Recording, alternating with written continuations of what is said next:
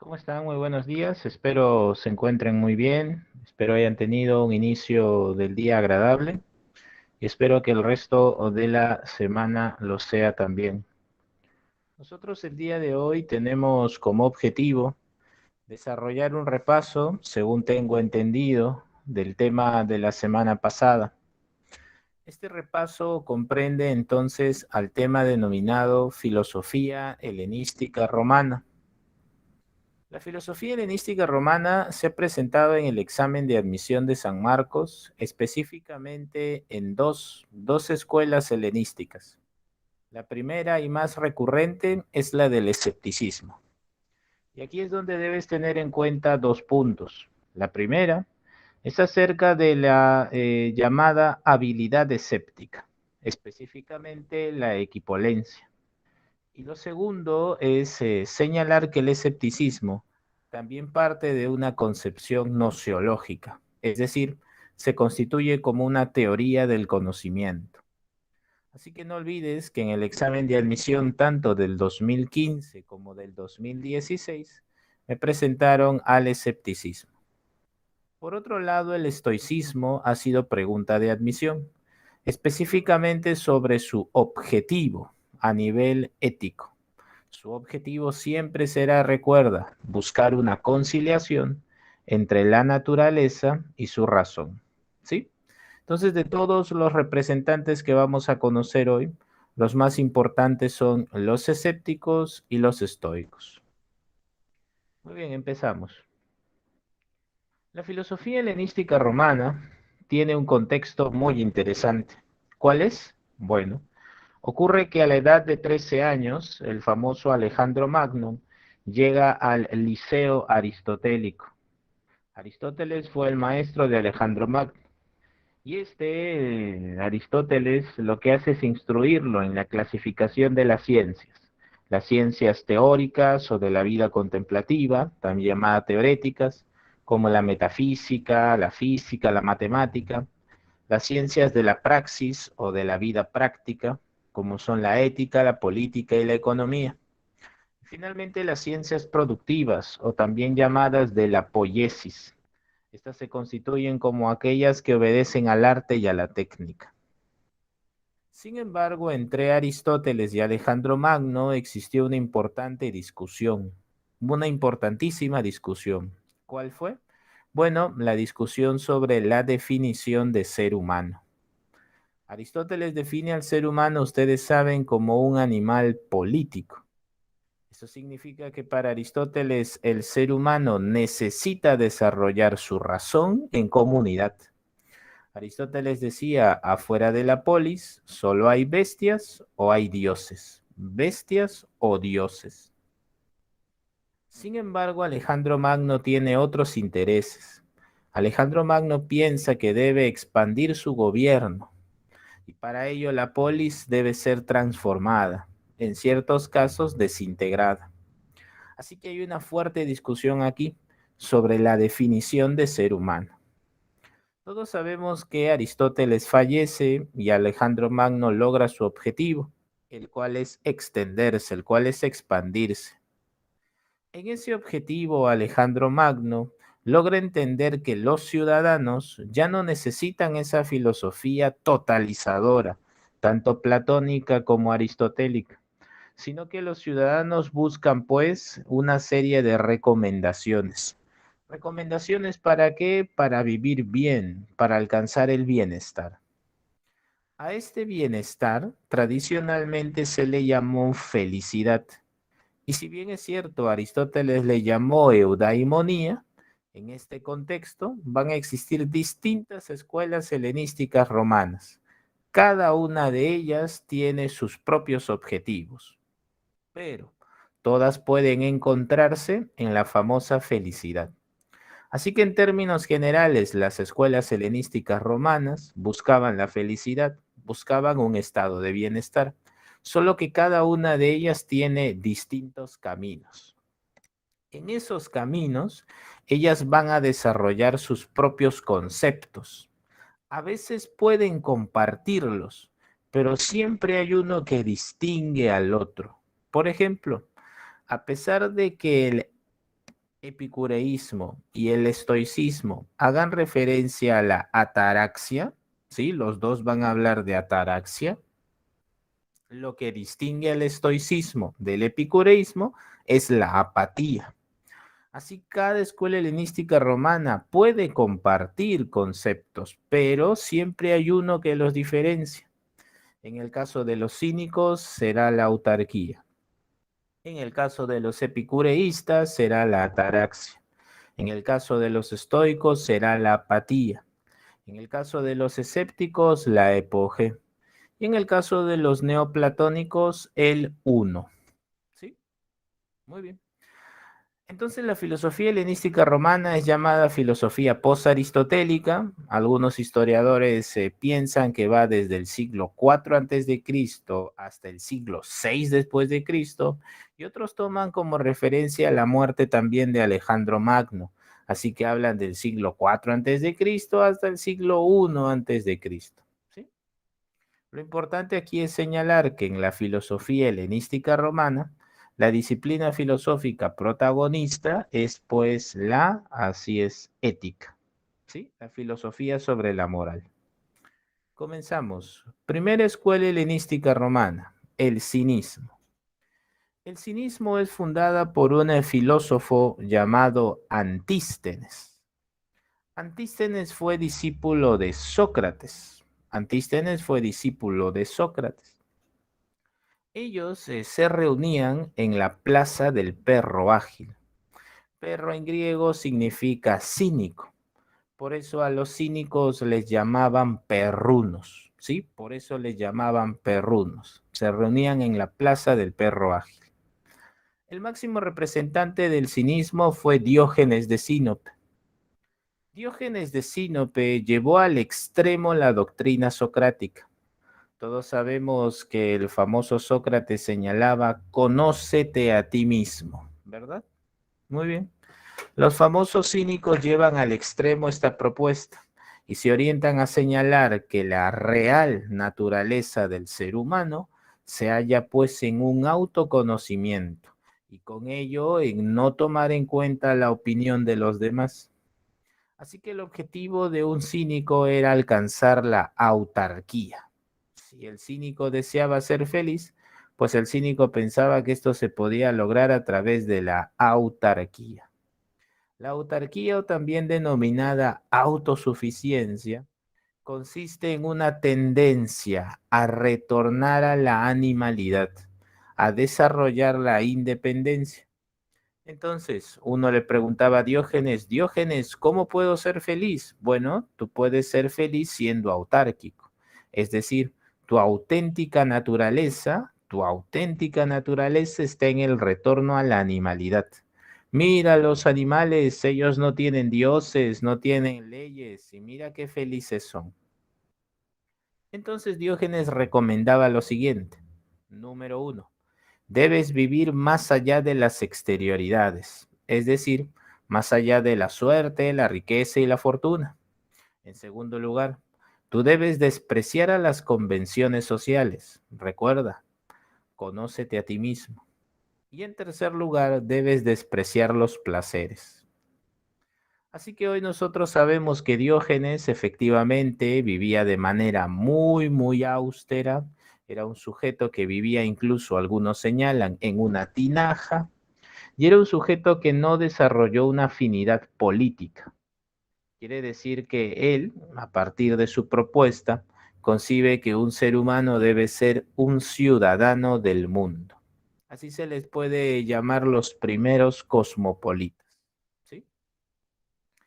Esta vida austera, esta vida de renuncia, esta vida de desprecio fue muy popular en su tiempo, muy, muy popular.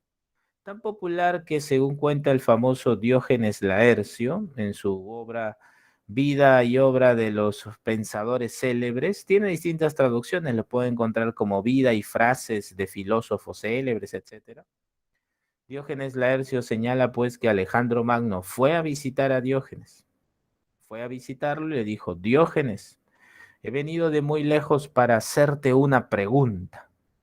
Y Diógenes le dice, por favor, ¿podrías moverte? Me tapas la luz del sol. Diógenes, escúchame, he venido a hacerte una pregunta. Y Alejandro Magno le pregunta, Diógenes, ¿tú me temes? Y Diógenes le dice, antes de responderle a esa pregunta, ¿podría hacerle yo una primero? Sí, por supuesto. ¿Usted se considera un hombre bueno o un hombre malo? Y Alejandro Magno le dice, yo me considero un hombre bueno. Entonces Diógenes le dice, si usted se considera un hombre bueno, ¿por qué he de temerle? Entonces Alejandro Magno se sorprende y luego se va. Con esta reflexión, Diógenes te está diciendo, hay que llevar al extremo el conócete a ti mismo. No importa lo que las demás personas piensen sobre ti, sino lo más importante es lo que tú pienses sobre ti mismo. El famoso historiador de la filosofía, Julián Marías, considera que debido a esta actitud tan popular de Diógenes, la polis se llenó de charlatanes, vagabundos, desaliñados, incluso sujetos que podrían dedicarse a la mendicidad. Entonces tuvo para el famoso historiador Julián Marías un impacto negativo en la polis, ¿sí? Muchos trataron de reproducir este modelo, pero no lo lograron. Profesor, ¿el cinismo de Diógenes ha venido en el examen de admisión? Mira, la filosofía moral de Diógenes no ha venido en el examen de admisión hasta la fecha, pero en el último examen de admisión se presentó una pregunta sobre contraargumentación. La contraargumentación la vamos a ver en nociología, pero en esta pregunta el protagonista fue Diógenes. Y la pregunta decía algo así. Luego de que un filósofo idealista señalaba que el movimiento no existe, que es una confusión y que es una ilusión, Diógenes le dice, caminar se demuestra andando. Así que el famoso Diógenes empezó a dar vueltas sobre una mesa. Entonces te preguntaban, ¿no? La contraargumentación se presenta en la siguiente alternativa. Bueno, lo que sí es cierto es que Diógenes desarrolló una constante actitud desafiante. Ya saben ustedes que están en repaso semestral, que Diógenes pues andaba en la oscuridad con una lamparita, gritando pues, busco a un hombre. Y cuando alguien le contestaba, aquí hay uno, Diógenes decía, he dicho un hombre, no desperdicios.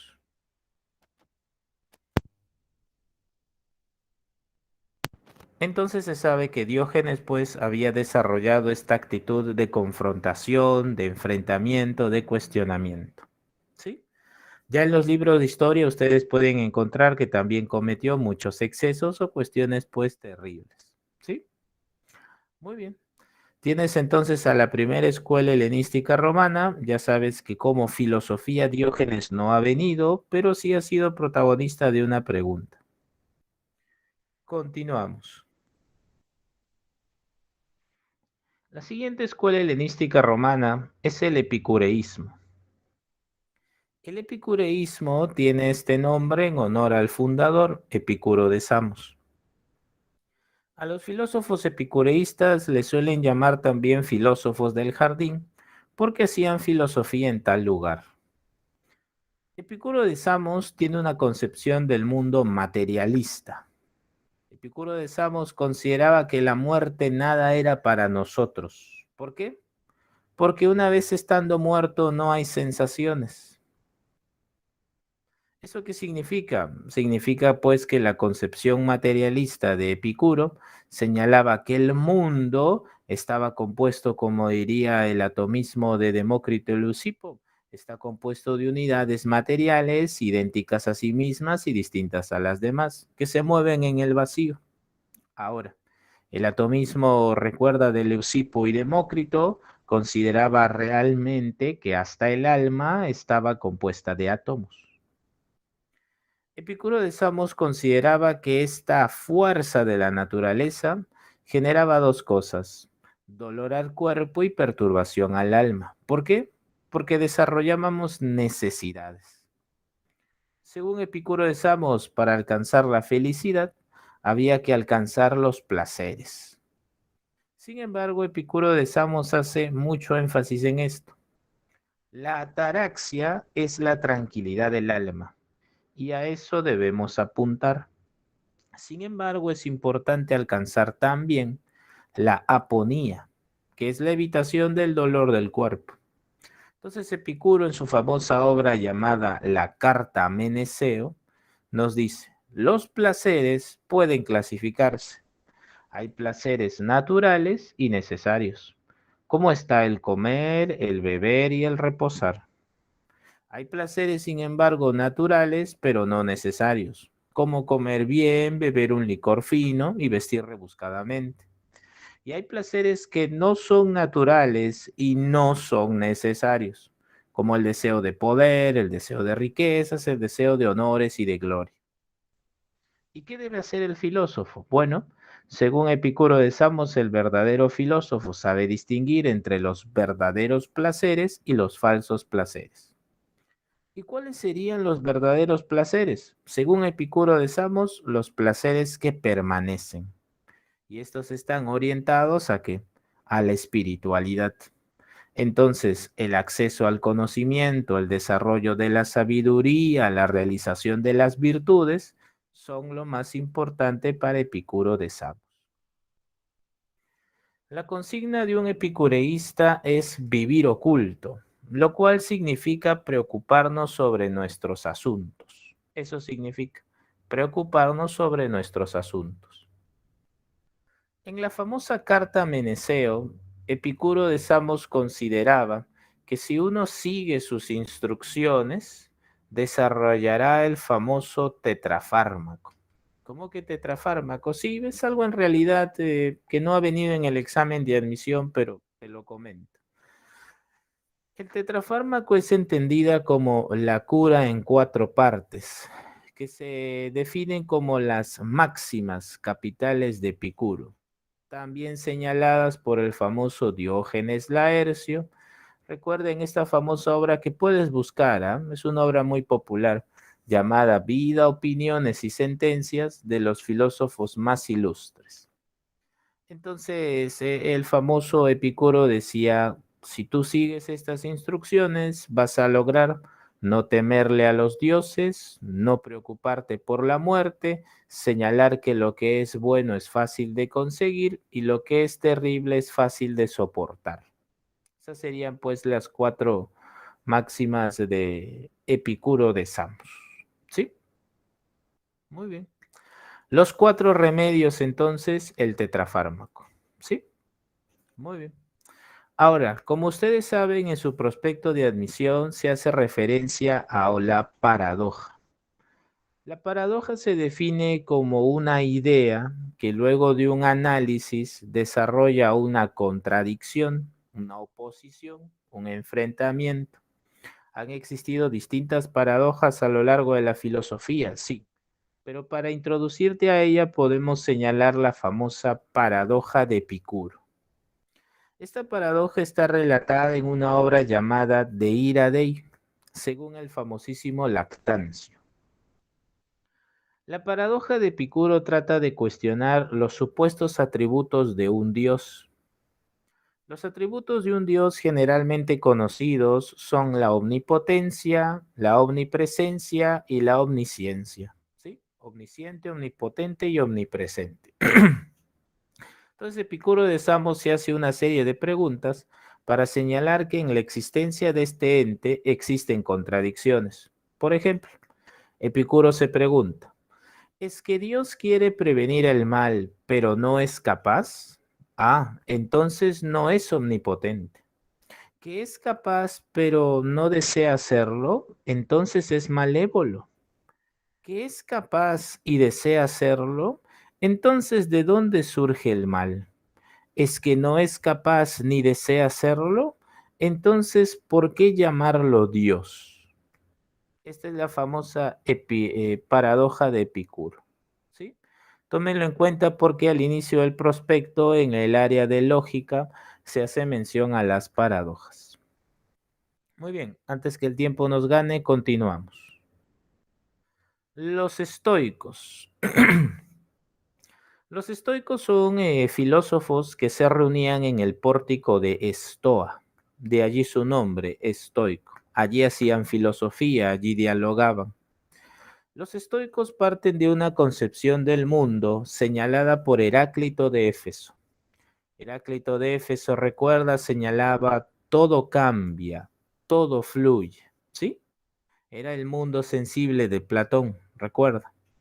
Entonces, los estoicos aceptan que la naturaleza es imponente, que la naturaleza es poderosa, que existe un orden natural que no podemos cambiar. Hay cosas que podemos cambiar que obedecen a nuestras actitudes, incluso el diálogo con otras personas, la persuasión, el convencimiento. Podrían cambiar las actitudes de otros, pero hay cuestiones naturales, hay un orden universal al cual no podemos nosotros cambiar. Entonces, ¿qué ocurre? Los estoicos nos dicen, si queremos ser felices, debemos desarrollar la apatía. La apatía va a ser definida por el famoso Marco Aurelio en una obra llamada Meditaciones como la firmeza similar a una roca plantada a la orilla del mar, azotado por las olas, pero inamovible. ¿Esto qué significa? Que en primer lugar los estoicos son conscientes de la adversidad. Son seres humanos que han desarrollado su razón y han llegado a aceptar que existe un orden natural, que hay cosas que puedo cambiar, pero hay otras que no. Entonces los estoicos parten de una concepción de Heráclito y se orientan fundamentalmente al desarrollo de la razón. ¿Para qué? Para lograr la mesura, para lograr el autocontrol, para poder adaptarnos. Entonces, cuando esto me vino en el examen de admisión de San Marcos, hicieron hincapié en que los estoicos están muy preocupados en desarrollar su razón para conciliarla con la naturaleza, para que exista una conciliación con ese orden natural. Profesor, ¿y esto cómo lo contextualizo? Bueno, todos sabemos que nos encontramos en una pandemia, ¿verdad? Y seguramente has escuchado que muchos empresarios, así como profesionales, han tenido que reinventarse, ¿verdad? Muy bien. Entonces imaginemos que en el examen de admisión te presentan este caso. Pepito es un adulto de 30 años que lamentablemente luego del inicio de la pandemia fue despedido ya que trabajaba en un sector de servicios que admitía las aglomeraciones o reuniones con muchas personas. Así que lo que hizo fue darse cuenta que la pandemia durará por cierto tiempo y que esto no puede ser cambiado de un día para otro. Pepito decidió tomar sus ahorros del banco e iniciar una empresa, considerando que es necesario reinventarse y adaptarse para poder satisfacer nuestras necesidades y alcanzar, ¿por qué no?, el bienestar. Imaginemos que te presenten ese caso y coloquen después, punto seguido, la actitud que desarrolló este adulto sobre su modo de vivir revela compatibilidad con él. Y ya tú sabes qué es el estoicismo. Él fue consciente que hay cosas que no puede cambiar y que debe adaptarse. Esto también podría llevarlo a un estudiante, sí, que desea ingresar a la universidad. Sabe que la presencialidad en los estudios puede ser peligrosa y que la manera de estudiar ahora es virtual. Sin embargo, sigue esforzándose, sigue perseverando. Eso es estoico. A diferencia de los cínicos que no tenían afinidad a una comunidad política, o los epicureístas que señalaban vive oculto, los estoicos sí participaban en la política. Y seguramente tú en Historia Universal has visto alguno de ellos. ¿Sí? Muy bien. Tienes entonces al estoicismo. Vamos ahora con la escuela helenística más recurrente, el escepticismo. Los escépticos en realidad son filósofos que han tomado muy en cuenta el pensamiento de Gorgias de Leontini. El famoso sexto empírico en su obra Esbozos Pirrónicos, recuerden que el fundador del estoicismo es Pirrón de Elis, sexto empírico en su obra Esbozos Pirrónicos nos habla de Gorgias de Leontini. Ustedes deben recordar a Gorgias.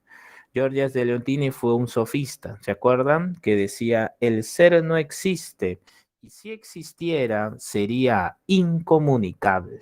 Eso decía Gorgias, ¿te acuerdas? El ser no existe y si existiera, pues sería incomunicable. Muy bien, los escépticos van a considerar el pensamiento de Gorgias de Leontini, solo que los escépticos van a afirmar algo. Los escépticos piensan que la verdad es imposible de conocer. Eso dicen los escépticos. Es imposible conocer la verdad. ¿Por qué? Porque las cosas son vanas apariencias y éstas lo dominan todo. Así que un escéptico parte de una concepción nociológica. Por eso encuentras aquí en azul en la parte inferior postura también nociológica. Los escépticos que buscan, los escépticos buscan alcanzar la epogé. Según Sexto Empírico, la epogé se define como un estado de reposo, donde tú no afirmas y tú no niegas. Pero para alcanzar a la epogé, uno debe desarrollar tres cosas. Primero, tienes que dudar. Pirrón de Elis y Sexto Empírico nos dicen, la duda es la base de la tranquilidad. En segundo lugar, tú tienes que aplicar algo llamado la equipolencia. La palabra equi tú sabes que significa igualdad y los polos significan oposición. Entonces, para el famoso sexto empírico, aplicar la equipolencia significa darle el mismo valor a los argumentos. Así sean opuestos, tú le das el mismo valor. ¿Y para qué le das el mismo valor? Pues para la tercera parte, la cual es suspender el juicio. Entonces tú primero dudas, luego aplicas la equipolencia y en tercer lugar suspendes tu juicio. Eso haces. Si tú haces estas tres cosas, entonces tú accedes a la epogé, el estado de reposo donde tú no afirmas y no niegas. ¿Sí? Entonces, más que una doctrina, el escepticismo es una habilidad, es una destreza. ¿Por qué? Porque debes desarrollar la duda, la equipolencia y la suspensión del juicio. Los escépticos, como bien tú sabes, son filósofos que han señalado que es imposible conocer la verdad, pero esto es una gran contradicción. ¿Por qué? Porque si tú dices, es imposible conocer la verdad, entonces tú admitirás que ese enunciado, es imposible conocer la verdad, es verdadero. De allí su gran contradicción. Si tú dices, es imposible conocer la verdad, entonces tendrás que admitir que el mismo enunciado es verdadero. Y esa es una gran contradicción. Así que no se olviden, en el escepticismo radical de Pirrón de Elis existe esta contradicción. No se vayan a olvidar. Y finalmente tenemos a los neoplatónicos. Los neoplatónicos son filósofos que han reinterpretado a Platón. Platón, tú recordarás, nos dice que en el mundo de las ideas existe pues un famoso genio demiurgo, alguien que podía manipular el mundo de las ideas y como consecuencia el mundo sensible. Esto hace referencia a que para el pensamiento, y ojo, esto vino en el 2020, una pequeña referencia, que para los filósofos griegos crear es imposible, ¿te acuerdas? Porque para crear hay que estar en la nada, y si algo está en la nada, pues bien, esa nada deja de ser una nada para convertirse en algo, ¿sí? Así que eso es imposible. Sin embargo, con el advenimiento del cristianismo, Ya tú sabes que Dios crea el mundo a partir de la nada, ¿sí? Entonces, ¿cuál es ese nexo entre el pensamiento cristiano y la filosofía antigua? El nexo es el neoplatonismo. ¿Por qué, profesor? Bueno, ocurre que San Agustín de Hipona, cuando quiso aprender Platón,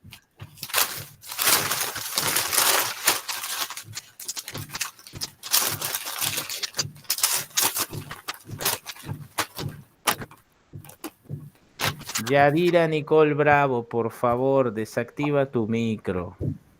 Por favor. Yadira Nicole, por favor, cuidado con el micro, por favor.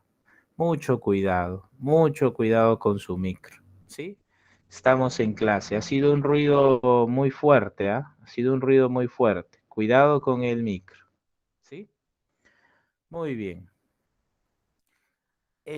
A ver, ¿dónde estaba? Me distraje, ya. La conexión entre el pensamiento medieval y la filosofía antigua se halla en el neoplatonismo. ¿Por qué? Porque para el pensamiento neoplatónico, recuerden ustedes, ese uno, esa entidad suprema, no puede crear, no crea, sino que la naturaleza emana de él. Es como un desprendimiento. Profesor, pero si esta entidad suprema constituye parte de la realidad, parte de todo, ¿podemos inferir que el neoplatonismo es panteísta? Así es. Podemos nosotros afirmar que el neoplatonismo es panteísta, ya que esta entidad abarca todo y la naturaleza se desprende de él. ¿Qué otra cosa podemos rescatar? Bueno, lo que nosotros podemos rescatar también es que para acceder a esa entidad llamada el uno, para acceder a esa entidad llamada el uno no lo hace con la razón. Y esto es lo que llama más la atención a San Agustín. No lo hace con la razón, sino lo hace a través de una experiencia extásica. ¿Cómo es esto de la experiencia extásica? Sí, mira, tú seguramente te has dado cuenta que las anteriores escuelas helenísticas romanas apelaban al uso de la razón, ¿sí? El acceso a la duda, el acceso a lo que podríamos llamar nosotros el desprecio de los placeres, o incluso en el epicureísmo el desarrollo de la sabiduría y las virtudes, ¿sí? Pero en el neoplatonismo es distinto. El neoplatonismo piensa que el encuentro con el uno es un encuentro irracional. Y esto también es importante para los cristianos. ¿Por qué? Porque a Dios tú no accedes con la razón, tú accedes con la fe. Para San Agustín uno accede a Dios no con la razón, sino con la fe. De allí la compatibilidad. Allí tienes otro punto en común. ¿Sí?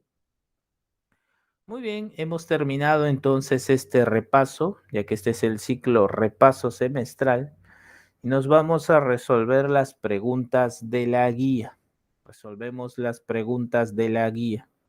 Una vez terminadas las preguntas de la guía, vamos a presentar algunas preguntas de admisión. A ver, vamos a ver. Cerramos entonces esto y nos vamos con las preguntas de la guía.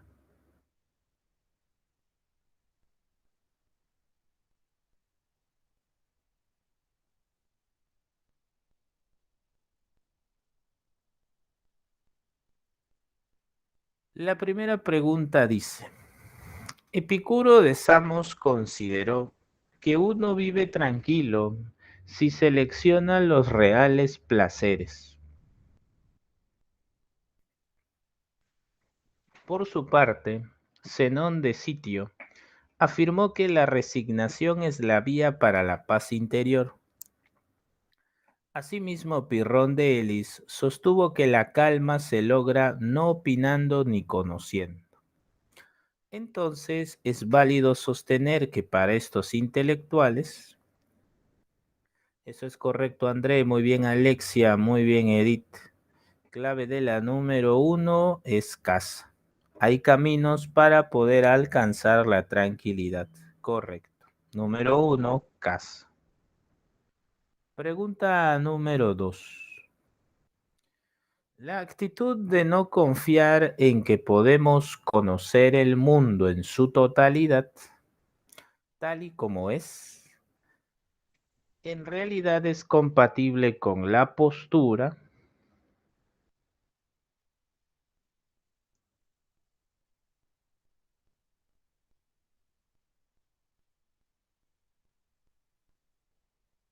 de acuerdo a lo aprendido hoy, como bien lo señala Alexia y Edith, la clave sería casa, los escépticos. Correcto. Clave de la número 2 sería casa. Pregunta número 3. Para el pirronismo, es decir, para el escepticismo radical del famoso Pirrón de Elis, para el pirronismo,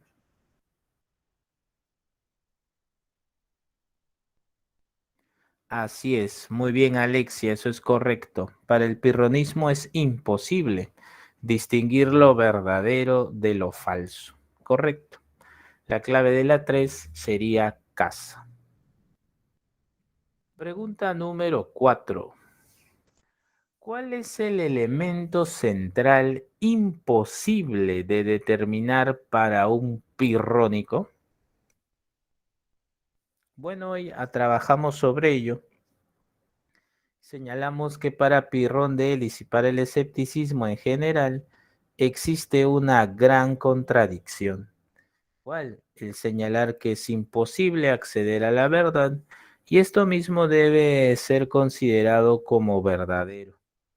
Así que la clave aquí sería avión. Muy bien André, muy bien Natalie, muy bien Iraida, muy bien Alexia. La número 5. La número 5 tal vez es una de las más problemáticas, pero vamos a ver si le hallamos clave. Según Juan Pablo, es posible alcanzar un conocimiento seguro de Dios y del alma, porque las facultades cognoscitivas de los seres humanos no conocen límites.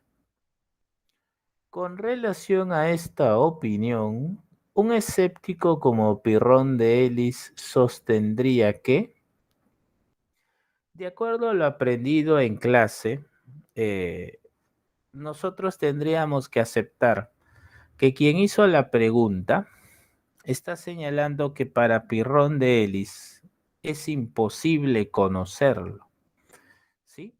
Entonces, la clave más cercana, siguiendo el texto, sería pues, como bien lo señala André Casa, sobre Dios y el alma no es posible afirmar o negar categóricamente. Pregunta número 6. Determine la verdad o falsedad de las siguientes proposiciones respecto a la filosofía helenística. Número 1. Los filósofos helenísticos tuvieron un interés especial por la problemática del origen del cosmos. La primera es falsa, ya que quienes se preocuparon por el cosmos fueron específicamente los filósofos presocráticos. Esos fueron los presocráticos. Así que la primera es falsa. La número 2 dice Epicuro, valoraba la amistad como uno de los placeres superiores. Si pensamos en la amistad como un placer espiritual y entendemos que la amistad permanece, podríamos señalar que es verdadero. Así que la número 2 es verdadera. La número 3. Para los neoplatónicos es posible concebir realidades suprasensibles. Bueno, para el famoso Plotino hay que acceder a esta entidad superior llamada el Uno. Y para la número 4 dice, Diógenes no propugnaba una forma de vida dedicada fundamentalmente a los placeres. eso no propugnaba una forma, eso es correcto. Entonces sería falso, verdadero, verdadero. A ver, ¿cuál sería? ¿Cuál sería la clave? Entonces en la número, así es, la clave sería avión. Muy bien, correcto. Muy bien, André, la clave sería avión. Pregunta número 7. La escuela propugnaba el total alejamiento de las convenciones sociales. A ese definitivamente es el famoso Diógenes de Sinope. Muy bien, Alexia, muy bien, Iraida, muy bien, Edith, muy bien, Adeli. La clave de las 7 sería beso. Pregunta número 8. El pirronismo consideraba que las cosas, bueno, para ellos son vanas apariencias y éstas lo dominan todo. Así que en la número 8 tendría como clave, a ver, las cosas son vanas apariencias y éstas lo dominan todo. A ver, si marcas la letra C de casa, entonces dirías que Pirrón nos dice, siempre están cambiando y por eso se pueden conocer. No, eso sería contradictorio, ¿verdad? Entonces, la clave sería pues, poseen infinitas cualidades, por lo que se hacen incognoscibles. Entonces, la clave de la 8 sería avión. Clave de la 8, avión. Pregunta número 9. Viviendo tranquilos sin luchar contra lo que nos impone la vida, es el camino correcto, asevera Fernando. Ello indica que este joven presenta coincidencia con las propuestas. Bueno, estaría él asumiendo que existe un orden natural al cual no podemos cuestionar. Entonces sería un estoico. Muy bien, Adeli, muy bien, Edith. La clave de la 9 sería beso. Y la última, la número 10, dice así. Sostuvo que la vida plena se obtenía viviendo conforme a la naturaleza, dejando de lado los objetos, incluso las convenciones sociales. Este podría ser el retorno a la animalidad que propone el famoso Diógenes de Sinope. Así que la clave de esta pregunta de admisión de la 10 sería beso. Muy bien. Hemos entonces terminado las 10 preguntas de la guía y hemos desarrollado la teoría. Por favor, me confirman si estamos listos para 4 preguntas de admisión. Me confirman, por favor, por el chat si estamos listos para 4 preguntas de admisión. Muy bien, vamos con las preguntas de admisión entonces, ¿sí? Por cada pregunta nos vamos a tomar 2 minutos. 2 minutos para resolver y un poco más para explicar, ¿sí? Empezamos entonces con un texto filosófico del examen de admisión del 2016. A ver.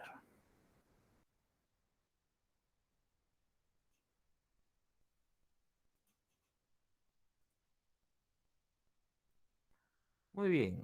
Tenemos primero la lectura del texto. Nos vamos a tomar 1 minuto para leer.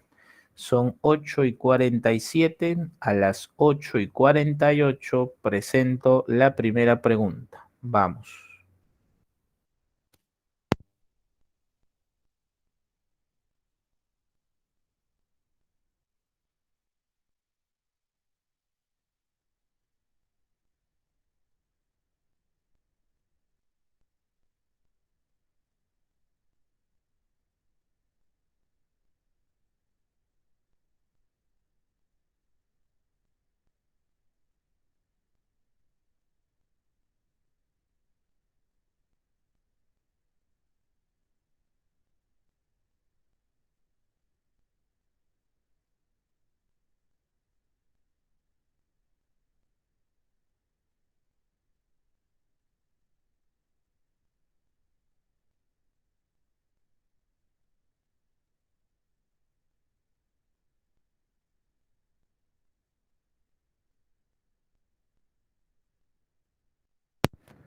Muy bien, son 8:48. Has podido leer el texto, es un texto muy breve, muy sencillo. Vamos con la primera pregunta. A las 8:50 leo tu clave. Vamos.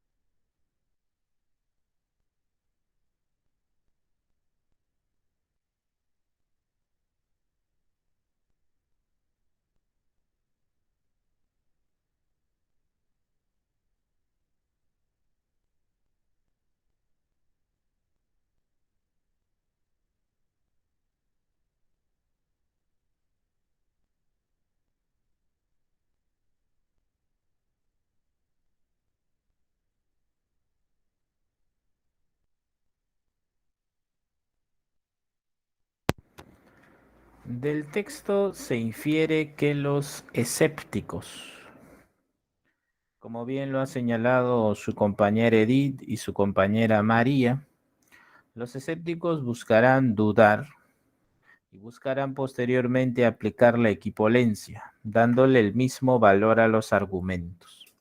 Así que la clave de esta pregunta de admisión sería la letra C de casa. Eso es correcto. Muy bien. Son 8:51. A las 8:53 leo la clave de la siguiente pregunta.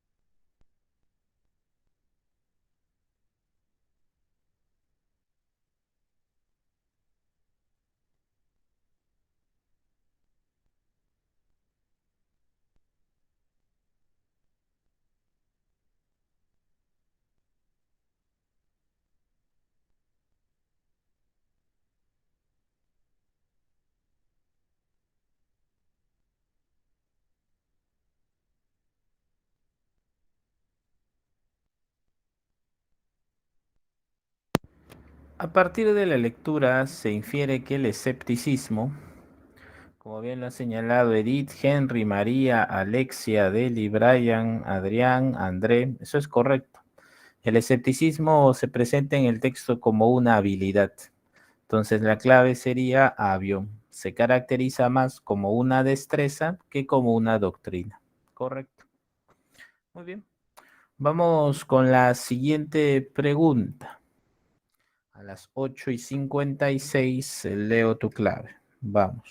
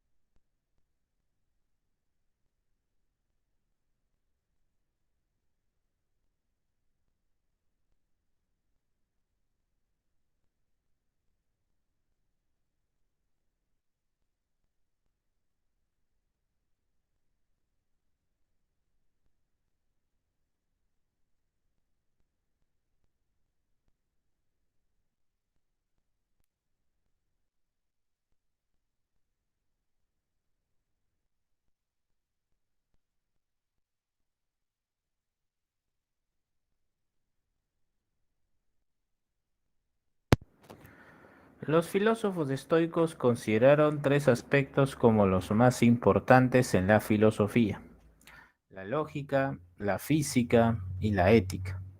En el campo ético asumieron que la libertad consistía en aceptar nuestro destino, que la finalidad era conseguir la vida feliz del sabio, partiendo de la idea según la cual existe una conformidad entre, de acuerdo a lo señalado en clase y partiendo del concepto de apatía, se busca pues ser firme como una roca plantada a la orilla del mar, dice Marco Aurelio, azotado por las olas, pero inamovible.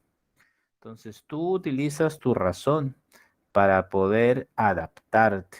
Entonces la conformidad existe entre la naturaleza y la razón. Así que la clave aquí sería casa.